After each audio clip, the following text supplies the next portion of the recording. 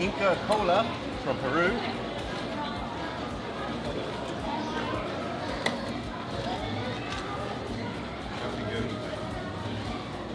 No idea what that is. It's not bad though.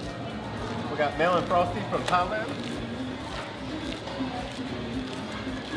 Tastes like you're drinking a honeydew. Yep. Stony ginger beer from Tanzania.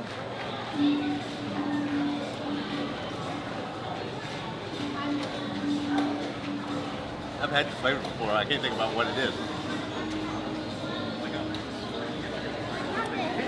Ginger, definitely.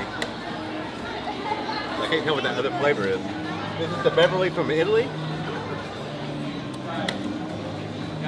Oh my god. It tastes like it has quinine in it. Did not expect that. Woo! And on that terrible note, that will conclude our tour of the Coca-Cola Museum.